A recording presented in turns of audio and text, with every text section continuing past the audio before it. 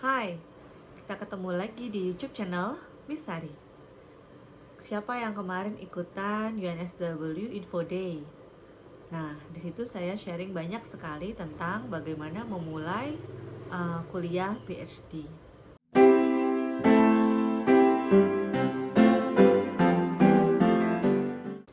Baik, saya akan ceritakan lagi bagaimana prosesnya, walaupun sudah ada video-video sebelumnya yang Anda bisa simak di playlist PhD Journey. Ya.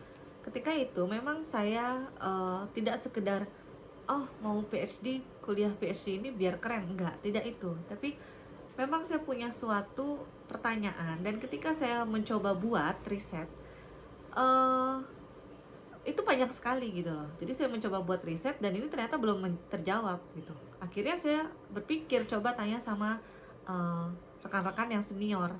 Ya, kata beliau mungkin ini layak untuk menjadi research proposal S3 karena butuh banyak proses yang harus dilakukan. Baik, dari situ saya coba susun research proposal dengan dimulai dari rasa penasaran saya gitu ya, dari melihat gejala-gejala atau fenomena masalah yang ada di sekitar saya. Kemudian saya coba buat pertanyaan gitu kan, ini bagaimana dan bagaimana metodenya dan bagaimana caranya, teorinya apa, saya coba jabarkan. Kemudian saya mulai kumpulkan artikel jurnal yang terkait topik itu. Jadi cara carinya ya seperti biasa ke Google Scholar dan saya hanya mengetikkan keywordnya saja.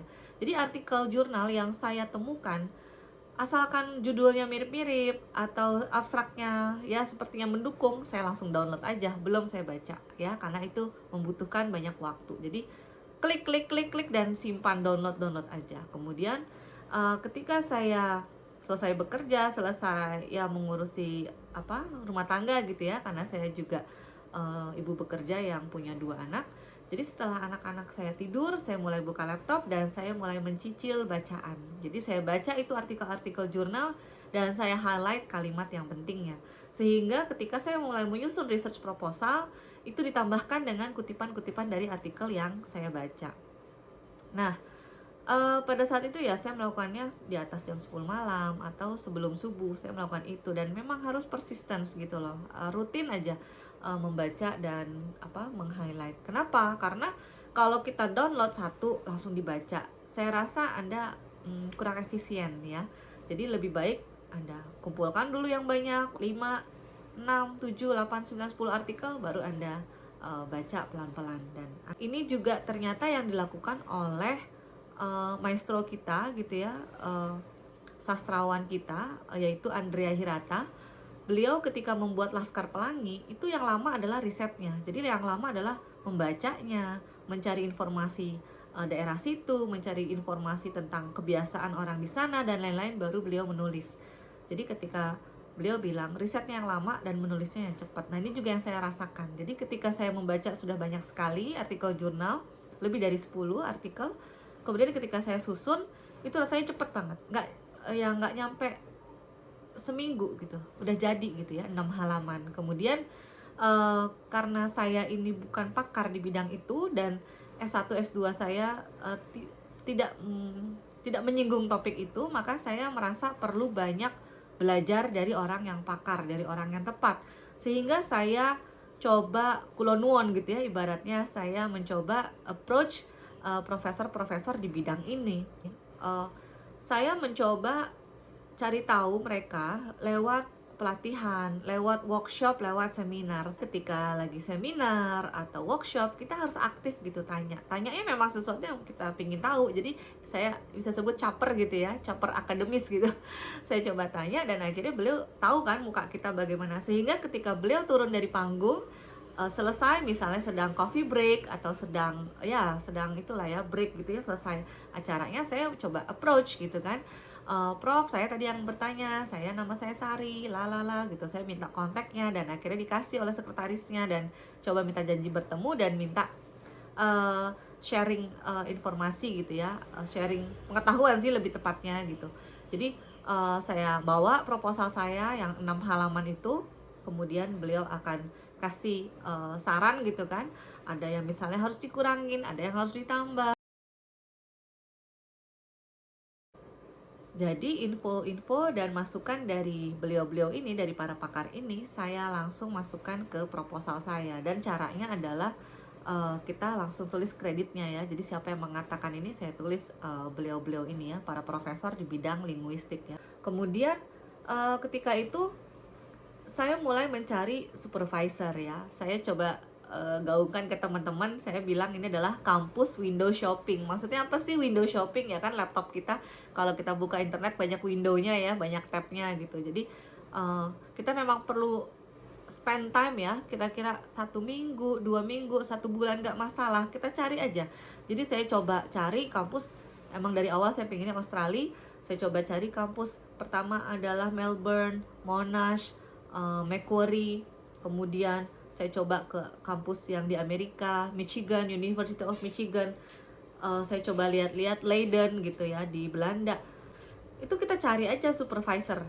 Gimana cara carinya calon supervisor kita? Setelah kita lihat website-website ini, setelah kita window shopping, ya kita cari profil-profil ini gitu loh. Profil-profil yang memang topiknya di bidang kita. Ketika kita bisa mencari profil calon supervisor atau kita mencari profil para profesor ini, maka kita bisa kontak mereka via email, karena di situ biasanya akan ada tertera email mereka gitu, supaya kita bisa mengontak mereka. Ketika kita mengontak mereka ya kita attach ya CV kita, research proposal kita, kemudian IELTS atau TOEFL skor kita yang terakhir, kalau bisa maksimal sebelum 2 tahun gitu ya. Kemudian karena saya mau kuliah PhD ya, saya akan sertakan juga daftar publikasi saya, entah itu buku, entah itu jurnal, entah itu proceeding, pokoknya apa yang saya tulis saya taruh aja gitu. Boleh loh artikel ilmiah populer yang misalnya Anda sering menulis di koran gitu. Ini hanya akan menunjukkan sih bahwa oh Anda ini layak menjadi PhD candidate karena Anda sudah terbiasa menulis ya. Karena kehidupannya PhD itu memang menulis dan publikasi gitu. Kemudian ya saya tunggu respons mereka, dan jika mereka tidak merespon email saya lebih dari 5 hari, saya akan follow up gitu ya. Jadi ya nggak apa-apa gitu ya. Apa kabar? Saya sudah email Anda kemarin. Bagaimana? Saya tunggu respons Anda, seperti itu. Jadi ya gunakan kalimat yang santun gitu ya. Oke, nanti saya ceritakan ini ada contoh profil potential supervisor, bagaimana cara melihatnya. Nah, di sini akan terlihat kan namanya siapa, kemudian juga title-nya beliau apa gitu. Di sini title-nya adalah profesor gitu ya. Kemudian ada contact information, ada research interest. Nah, di sini kita bisa ngelihat, oh, cocok nih sama topik saya gitu. Kemudian juga di profil ini akan terlihat publikasinya apa aja sih judulnya gitu. Nah, siapa tahu ada judul-judul yang sangat pas gitu dengan research proposal kita. Dari situ itu udah bagus banget sebagai sumber referensi yang baik untuk menyusun research proposal kita. Kemudian ketika ada calon supervisor yang membalas email kita dengan pernyataan bahwa saya tertarik dengan research proposal Anda, saya bersedia menjadi supervisor Anda jika Anda sudah resmi terdaftar menjadi mahasiswa. Nah, itu sudah jadi modal. Kita screenshot aja email itu dan biasanya itu bisa dipakai untuk mendaftar beasiswa gitu ya.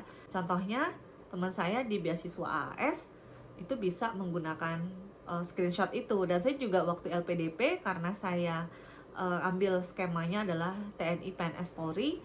Jadi walaupun saya belum punya LOE unconditional, ya saya tunjukkan screenshot ada calon supervisor yang menyatakan bahwa ingin menjadikan saya muridnya gitu ya, sebagai PhD student.